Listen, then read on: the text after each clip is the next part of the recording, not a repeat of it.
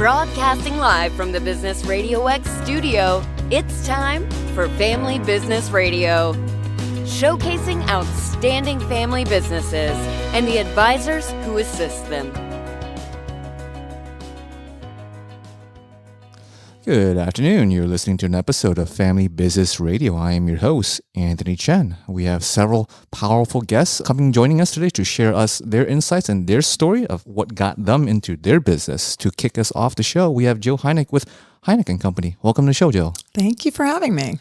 Right. So share with us, the audience, what is it that got you into real estate, specifically into the market that you're in?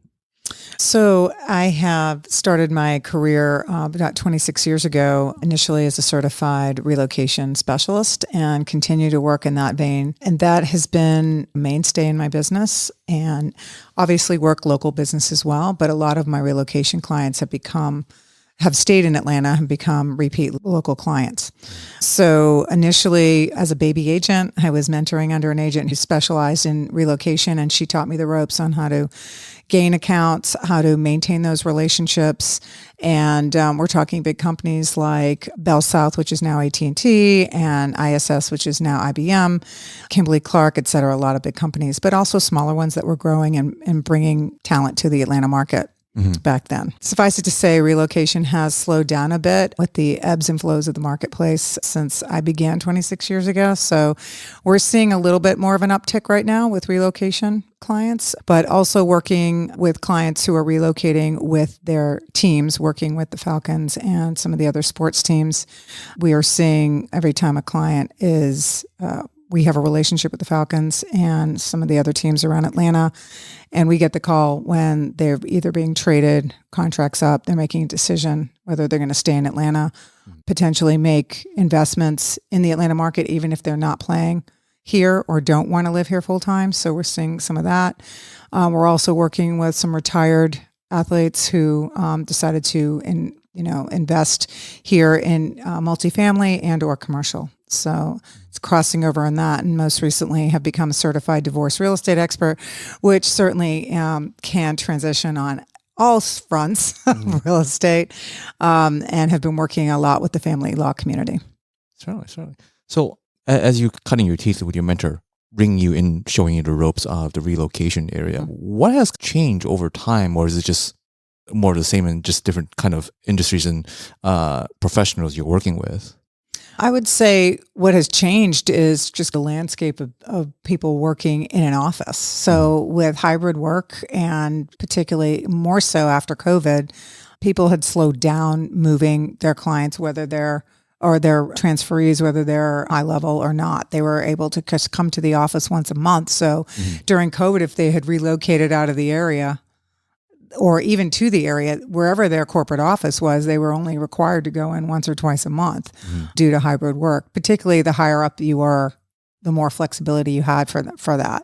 We're seeing a migration back towards earlier this year. We were seeing in the Atlanta market that big companies wanted their people back in the office. They didn't want all of that square footage to go to waste. They're reconfiguring their offices and trying to bring people back into the office. They're finding it to be much more difficult than they anticipated. It's slowly moving. We do see an uptick, but it's going to take a while to get back to the levels that they were pre-COVID. So for the business owners that are either in the Atlanta area or just in general, that's got real challenge attracting talent. What would be your advice, or I guess around the corner that you see trends-wise? Because you mentioned there was a little bit of some resistance still of people coming back to the office. What are some steps that they could take to make it easier for that transition or attracting people back in? So I would say to have an audit of your relocation benefits that you're offering to your employee base. What is it going to take to move the needle to get them to consider a move? We're seeing even local moves were happening a lot. Once COVID hit and people didn't have to go into the office, they left where they were because they had bought that property initially for the commute.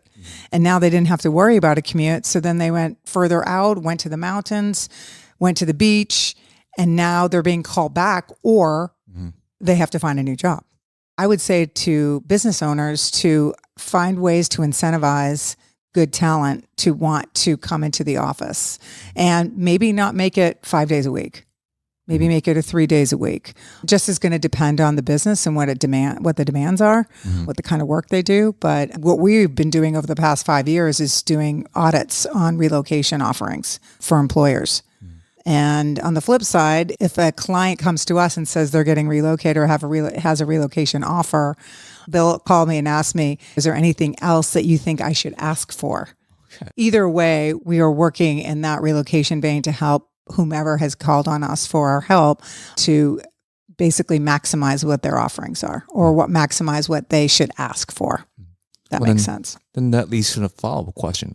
On the business owner perspective, what is something that they should provide onto the table to make them more attractive than the other competing hiring company?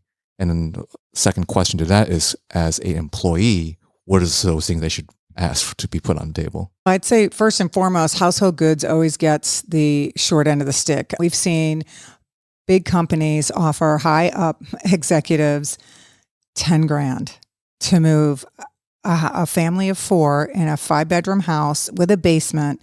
10 grand does not cover a U-Haul anymore. So you really need to think about the household goods is a stressful part of the move. And we're seeing not very many high level household good packages. So I would start with that. I would also, coupled with that, is talk about how often are they going to have to be in the office? Because that's usually going to be the first question. And then it's probably household goods. But there's a lot more that goes with that. And then on the flip side, in terms of the employee, I just was working on one last week where he was an executive with a company here and they wanted to move him to their Florida office. He has a family of 4 and they did not want to offer him household goods in particular. They just wanted to offer him a lump sum of 20 grand to do the whole thing all by himself. Oh. And I will tell you, when you don't know the area you're going to, you need help on the ground there. And those services require resources. And he's a high level guy and he earned probably that. He should get those resources. And in order to attract talent like that and incentivize them to move their family from a place where they have roots, you need to think that through before you make the offer. And now this company is pedaling backwards to try to keep him on the hook. So I redlined their offer and said, this is what you should be asking for. And he's still in negotiations. It's probably been 6 months. Yeah. What were they expecting?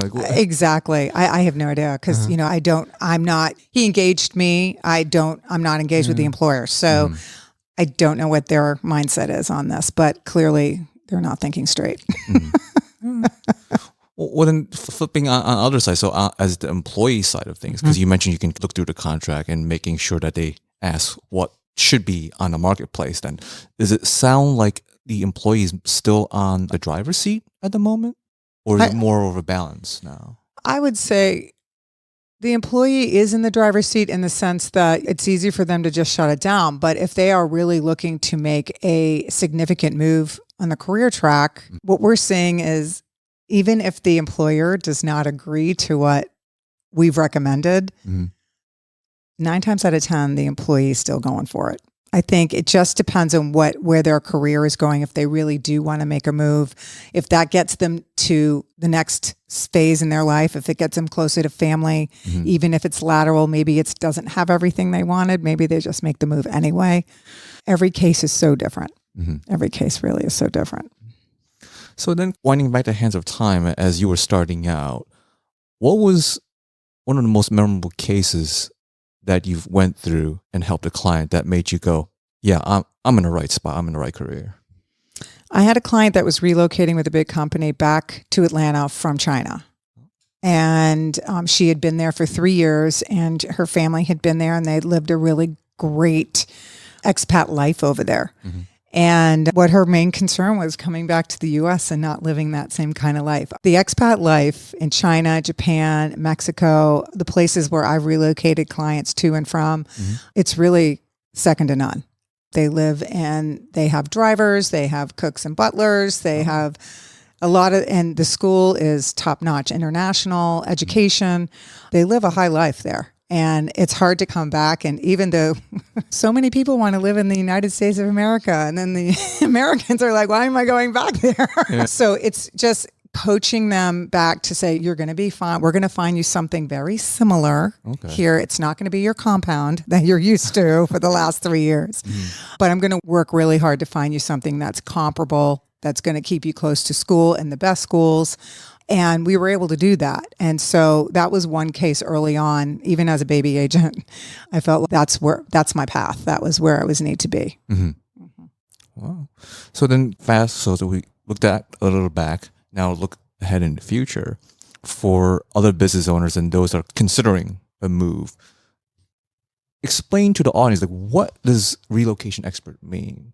Because you highlight some of the things that you can do behind the scenes that someone that's making their first move wouldn't even have it on their radar until they get into the thick of it. So as a relocation expert, really what that means is I understand when a business is getting ready to move somebody, you have to go over and evaluate the property. And there is a giant report that has to be done that most agents don't know how to do or don't want to do. It's very similar to an appraisal, but these are forms that we must use. And that's part of our training, is to make sure we evaluate the property to the finest detail. It's not a traditional listing. So we go over and we evaluate the property. On top of that, we understand what a relocation policy is and how to read it. So when a company provides the relocation policy to the transferee, the employee that's moving, we can look at it and make sure we are staying in the lines of their relocation benefits so that we don't potentially kind of risk their benefits if we're not following their policy to the letter. So if you're not a relocation expert, so you won't know how to read that typically.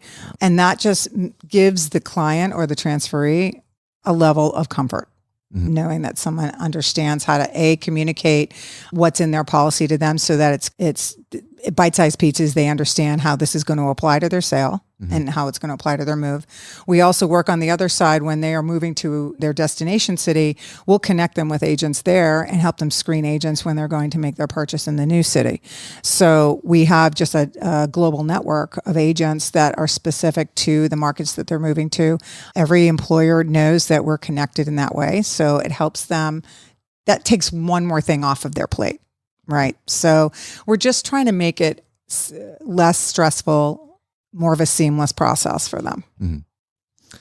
So then lastly, for business owners or business in general that is struggling to really attract a talent, and they might even overlook because real estate is not their business, and they might be thinking, oh, 10,000 is enough. But nowadays, you might get a couch and a TV with a U-Haul. Right. So what, other than a household item, what could be other little side perks that they can include as part of their package that just makes them stand out a little bit more if they're competing with someone else? You mean for the employer? Yes. In the package? Yes. So we have, particularly when people need to fly to their destination city, we are seeing more and more questions about how are we going to move my pet? Oh. So if they're not driving, they provide pet relocation. There are companies specifically dedicated to flying your pet wherever you're going. They know the customs. If you're flying from a different country or to a different country, different states, they know the rules on how to transport pets. Huh, okay. So the pet is part of your family. So the pet should be considered.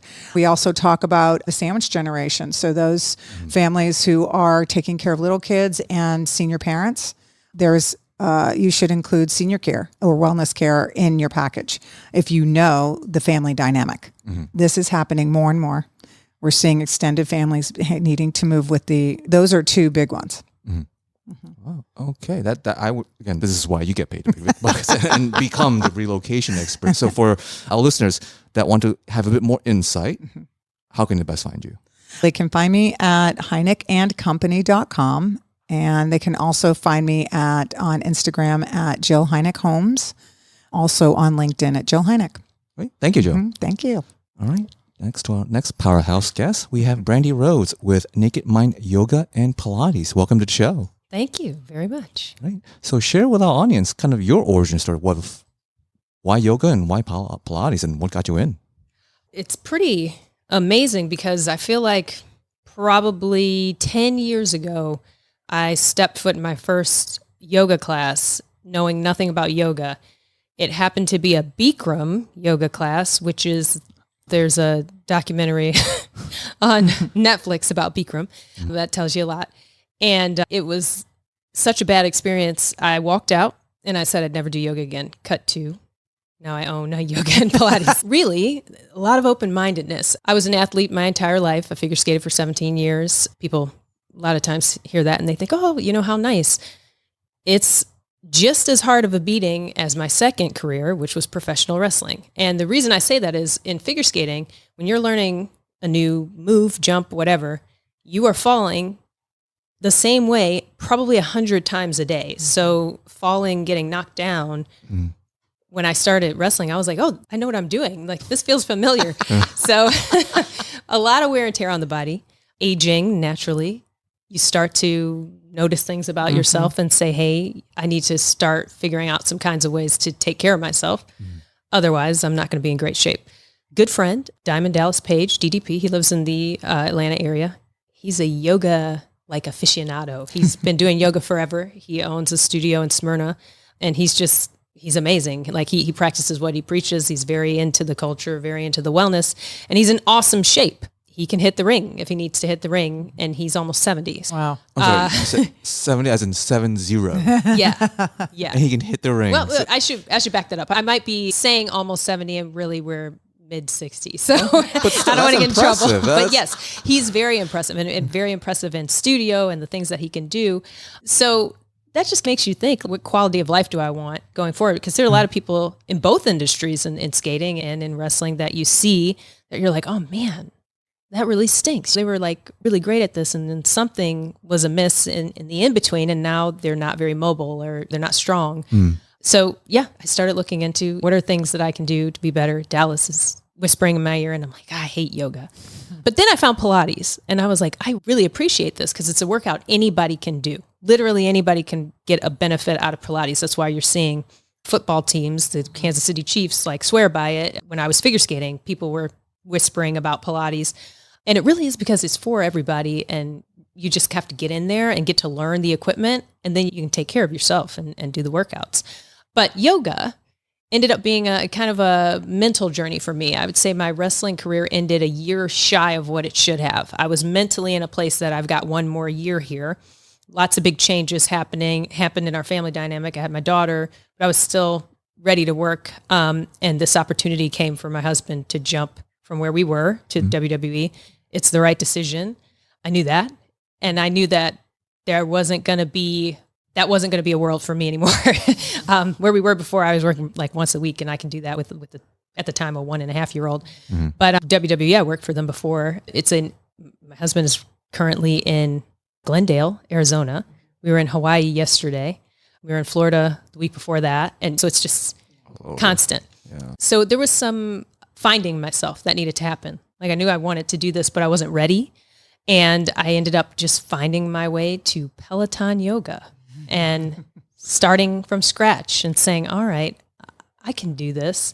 And then just day by day, little tiny things, kind of light bulb going off, feeling a little bit better. Oh man, my back really hurt 2 weeks ago. Could it be the yoga?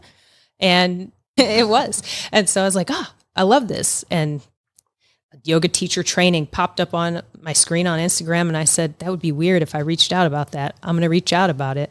Okay. And this is originally from, I will never do yoga ever again. Like 10 years ago. Reached out, connected with Kim Saunders, who owns YTT Collective. And she was just a blessing. She was just wonderful to me and encouraged me to do this program. And I did it. And I didn't know when I started the program that I was opening a yoga and Pilates studio. I just knew that I wanted to do this, and cut to a year later, here we are. Yeah. So as you were going through this journey, it's now almost a year into your studio. Any experience in terms of working with a client that make it go click and go, yeah, I'm in the right spot? Oh man, so many. And it's an ebb and flow. So I like to say like there are a lot of jobs that like are a thankless job. Like you see the job and you say, oh man, that would be so cool to do that. And you must feel really great. But a lot of times you see the memes of like how you think the owner is treated at their studio. And then you see the person walking in holding like 8 boxes and nobody bothers to open the door. Like that stuff is real. If you're on the ground and you're the one that's making it happen, there's no one rolling out a red carpet for you. It's hard work. But when you have that client, like the other day, I had a client that said to me, and stay with the story because it's going to sound weird. But she said, I credit Pilates for getting pregnant. And I said, please tell me more. And she said, the first time I had my child, the doctor told me my weight was an issue and it was why I was having trouble and why I had a difficult pregnancy and all this stuff. And she said, this time I got pregnant right away. And I asked the doctor, what do you think the difference was? And she said, you're in great shape. And she said, all I've been doing is Pilates. So I think that's the reason. I said, yeah, that's awesome. That's so good. So Yeah. So It'll get you pregnant. Are you going to have a kid named after you because of your intervention here? I should ask. If it's a girl, I should be in consideration. Yeah. Well, that's a marketing right there. I don't know if you can really top that. Then comes so that's one on the Pilates side. What about one for yoga? Yoga, it's harder. Yoga's harder, not as a respect or discipline or anything. The hardest thing about yogis is they're really in their zone. So I feel like Pilates people, they're okay hopping around and trying a new studio open. Sure, yeah, we'll try it. Yogis are like, that's not no. So it takes a lot to pull them in. And we have spent considerable time getting our yogis in. So when we get some and they stick around and they're happy, I had a lady the other day, we do a 30-day intro package where you can come, take classes for 30 days, see how you like it. Then we talk about, hopefully, your membership. She didn't seem happy. And I was like, man, I'm always, every time I see her, I'm smiling. I want to enhance the experience and ask her how she's doing, how she liked the class. And she just seemed like, meh. So I was like, some people, it's just not for her. And she came in one day and she was talking to my front desk staff and she said, hey, I was wondering how many days are left on my 30-day. And I thought, oh boy, here we go. And she looked up, she told her, and she said, I just wanted to know because I'm definitely buying a membership. This place is great. She's like, you guys are so friendly and you're always smiling. And Brandi, you're always chatting with people. And I was like, oh my gosh, thank you. Yeah. Thank you so much. I feel so validated now. So you share with a little bit of your journey of figure skating. And then as if that wasn't hard enough, you could decide to go professional wrestling and now running your own yoga and Pilates studio. Which of those three are like the toughest? I know it's like asking which is your favorite kid, but still. Of the three, which is like your biggest challenge? They're all so challenging in different directions. So I would say when I was figure skating, my biggest challenge with that was me. I loved it. I've never loved anything like I love figure skating. There's nothing you can't compare to it.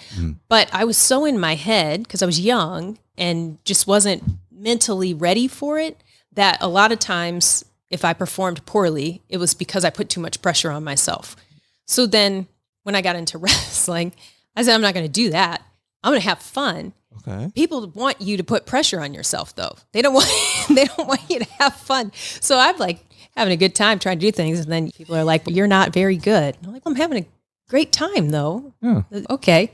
You already beat yourself up for the first 12 years. It should be fun. It should be fun. And ridiculous how you can have a job like that and get paid, travel the world and play basically with your friends. Try not to kill each other, but things happen. Yeah. And then when it comes to this, it's this whole business aspect to it that I've never had to consider before. How friendly can I be as an employer and a friend to some people? Or do we separate that? Things that I'm learning in the first year, I think it's all kind of case by case. I'm taking it all one at a time. A bit of crash course, as you say, the thankless job of a business owner. Yeah. Yeah. So what of all the challenges as you're stepping in to build your own yoga and Pilates studio, what is something that was probably... Yeah. The most surprising is construction. I feel like no matter what you do, construction always goes bad. I think every business owner with a physical location right now just like winced a little bit. And yes, I agree, girl. Something always happens. Things were going great. We were cruising. And the head of our team got very sick and just disappeared. Oh. And we were like weeks away from inspections and all of this stuff happening. He was just gone. And it turns out he was in the hospital. So I actually got the fire inspection across the finish line and had to find somebody else to do the building because I don't even know how the fire, God bless him, nice to me. But yeah, it just got crazy out of nowhere. And I was just like, this has to happen. Like we have to get to the finish line this day. So whatever it took, we had to get there. But that was very surprising. And then managing people in the volume that you do with both yoga and Pilates, because no one can just teach both. I have to have 8,000 teachers because they all teach only one or the other, or they can't teach mornings and can't teach even. Managing that and changes, sickness, just the random things of life. It's every day. I wake up and I wonder what's going to happen. It's a bit of a journey. Yeah. So then looking at let's rewind a little bit. So we know you mentioned about the yogis being a little difficult to bring in, whereas people who go to Pilates, they know what they're getting into. They already see, they look at it for a better, more of an athletic or wellness kind of thing. Whereas yoga might have a kind of a frou-frou kind of thing. And you mentioned going through the journey. But for those who are listening for the first time ever, or maybe a 10th or 100th time, going, yoga, I lift weights, I do all this. I see no value of yoga. Pilates, maybe. Share with us, what is it that to break some of the stereotypes of yoga? So I think the biggest stereotype, and also was one for me too, is I'm not flexible enough. And you think somebody that was a figure skater that I would be extremely flexible. I'm not. Everything, every inch of every air mask I had to work for. And then it goes away if you stop working on it. Considering myself next to a lot of my teachers and even fellow yogis that I sit in class with, I'm one of the least flexible for sure. But you don't need to be flexible to do yoga. There are a lot of props and things that are available to you to bring the floor to you, which is something that I learned early on with Peloton. And it was like, okay, this is yoga for me. So really you just have to be in a place that understands, hey, everybody's not the same. And I've like the Bikram studio, I've been to those places where it's, no, you have to be the same. No, you can't. Everybody's different. Everybody's body is different. Everybody's mobility is different. You shouldn't be focused on that. You should be focused on where you're starting and then where you want to go. How do you want to improve? Do you want to get stronger? Do you want to lose weight? Do you want to get a little bit more mobile and limber up a little bit? Also, everybody has limitations. There's some people who they're jointed to split, and they woke up and they came out of the womb and they're splitting. And some of us are never going to be able to do that. But that doesn't mean that we can't enjoy the practice of yoga and we can't get benefits from it. And so I think that holds a lot of people back. This is a thing for flexible people. I'm not that. Bang, moving on. And that's where you should stop and just rewind and find what works for you. Be honest with people. People call us all the time. Are you beginner friendly? Absolutely, we're beginner friendly. You can come and take your absolute first class. You will not get lost. You will be catered to. And I think people also get worried about being touched in class. We don't touch you if you don't want to be touched. We have cards that say, yes, I would like assistance. No, I don't want assistance. I was on no probably for the first year of my yoga journey because I didn't want to get hurt. So we're just, you got to find the places that are going to be friendly to you in that respect. That's good to know, because you mentioned it for those outside looking in. It's like, I'm either in wrestling or powerlifting or running or masculine kind of thing. And then we look at yoga, how would this benefit me? I would look ridiculous. I'm about as flexible as a lead pipe. So for those who are starting to feel aches and pains as they're getting up there, what would be your advice to them in terms of at least expanding their minds and even not just giving Pilates, but also yoga a shot? I think the two, and the reason I have a studio with both is the two are just really complementary. Where you can challenge yourself in Pilates is different than what you're going to try to challenge yourself in yoga. So yoga, it's a little bit more of that mental connection, mind-body connection, stability. There are days where your balance is completely off, but then there are days that you can really focus inward and find your balance. That's what you're going to get on that side of the table. And we've got amazing instructors that will guide you through a practice, and then you want them to be your best friend for the rest of your life because they're just wonderful at what they do.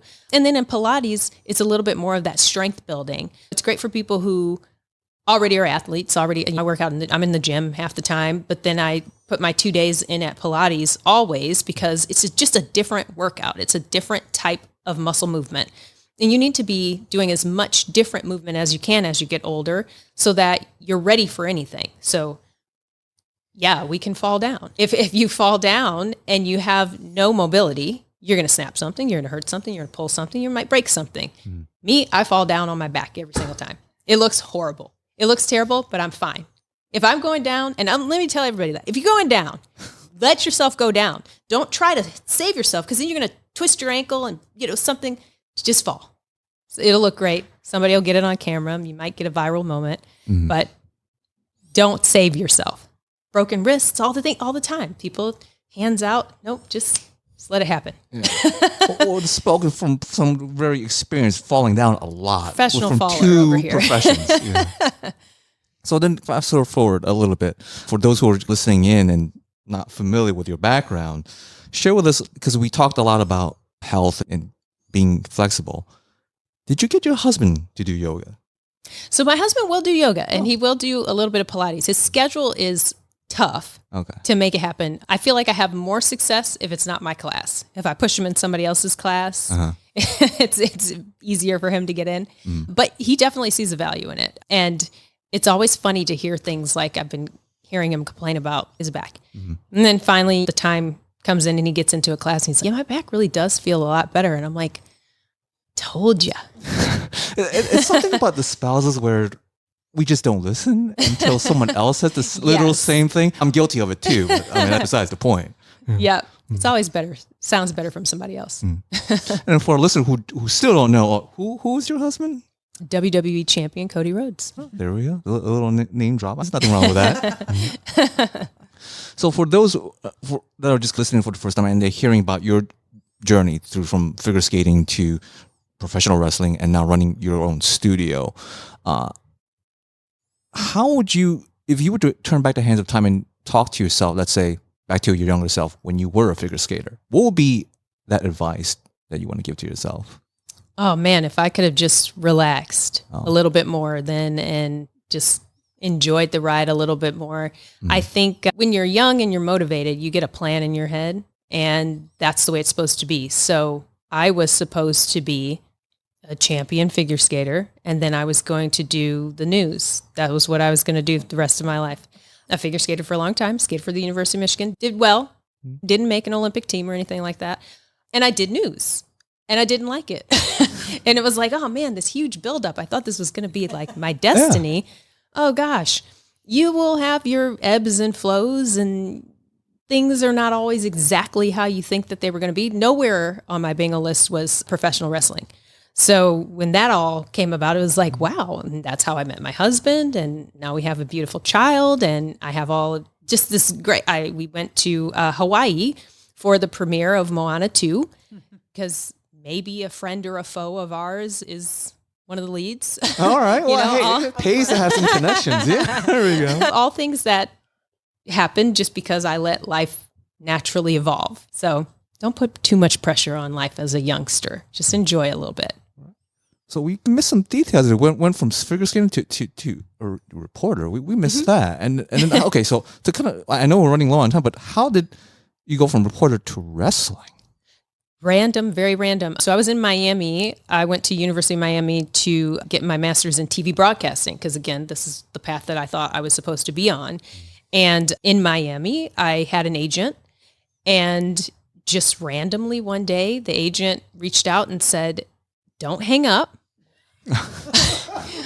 What do you think of professional wrestling? And I said, I don't think of professional wrestling. What are you talking about? And she said, WWE is interested in you.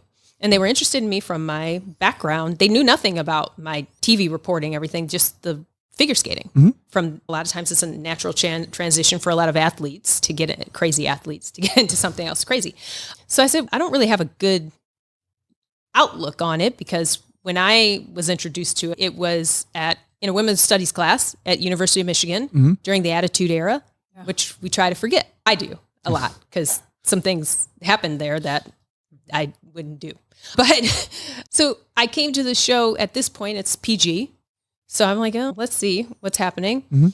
And Rey Mysterio, who's still wrestling, he was the first person that I saw, and his just pyro and costuming, and people lost their mind when this little guy just, popped up.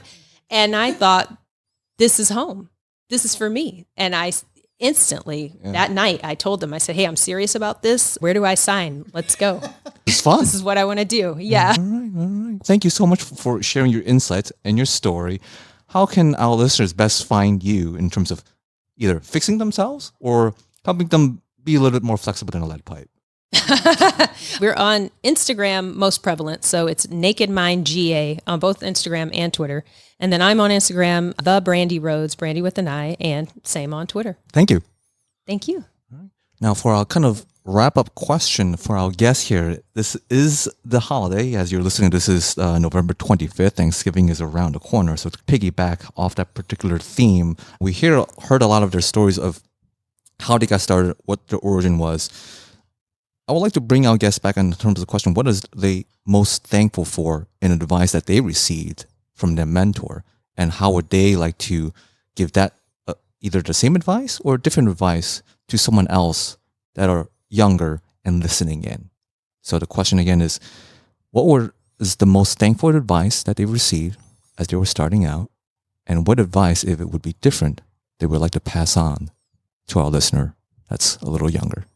That being said, this is, of course, the disclosure part of the show. This is the fun part. You can just speed through this if you like. But this show is sponsored and brought to yours truly, Anthony Chen with Lighthouse Financial Network. Securities and advisory services offered through Osaic, member FINRA SIPC. Osaic is separately owned, and other entities and or marketing names, products, or services referenced here are independent of Osaic. Office address is at 575 Broad Hollow Road, in Melville, New York, 11747. You can best reach me by email, which is just my full name, Anthony Chen at lfnlc.com, or you can connect with me on LinkedIn. Again, just my full name. Probably the only search result will be a guy with glasses, and I think I still have my gray suit as my profile picture up there. But no, that's about it. Now to bring our guests back in again, the question is, in terms of the season of being thankful, what is the most thankful advice that you received when you were starting out? And what advice would you like to hand off to the next generation listening in? Jill? I would say my mentor said to me, do as I say, not as I do, which is funny because your mom might have said that to you. But what she meant by that was set boundaries. She learned a little too late for herself that she did not set boundaries with her clients, with her business, with those around her when she would be available, and thereby sacrificing family time and relationships with her kids. And it was a hard lesson to learn. And I was young and just getting started. She was already an older lady with family, and she was on her second career. And so that was a really huge piece of advice for me, because that is how I have learned how to manage those expectations of when I'm available and when I'm not. And most clients are very appreciative of, at least when you communicate that with them, they understand it. And so I feel like that was I'm very thankful for that advice in the early days.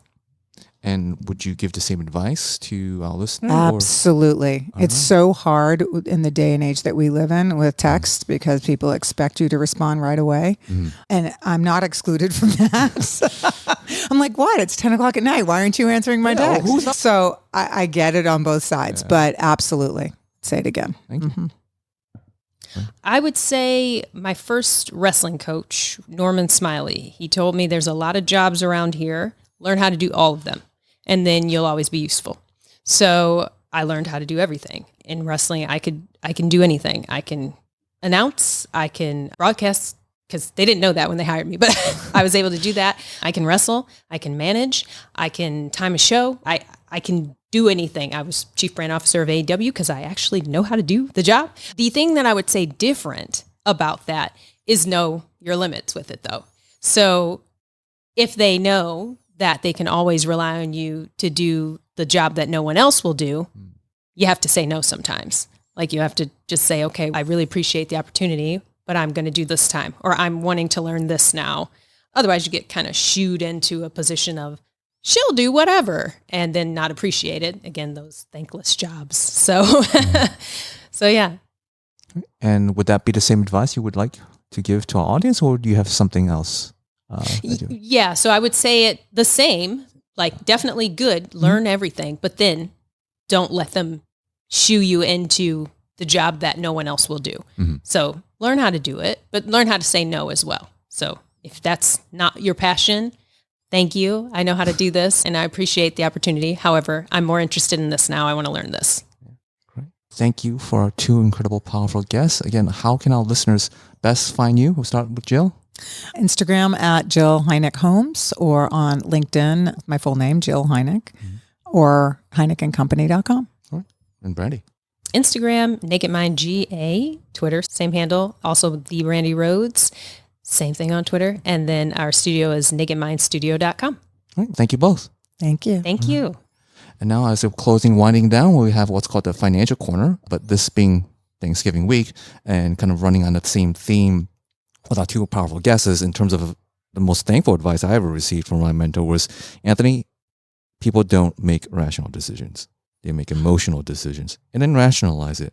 And for those who know me, know I run my life in a very Spock-like manner where, oh, what do you mean? Everybody makes rational decisions. Yeah, okay, that took 2 to 3 years of him beating that into my head for it to finally sink through in terms of really advice to pass forward, to piggyback off of our two guests, and especially what just happened in pre-recording is there is a calendar and spreadsheet of life, and then there's life. And for those who know me, being the anal retentive control freak, now that I have a almost 7-month-old, that the idea of control is just fantasy. So for those of you listening, and this, I'll end the show with this. If you think you can control life on just a calendar and spreadsheet, this is again harkening back to my mentor Daryl, spoken like a true bachelor who doesn't have a family yet. And I did not realize that until I have my own family. Thank you for listening in to Family Business Radio.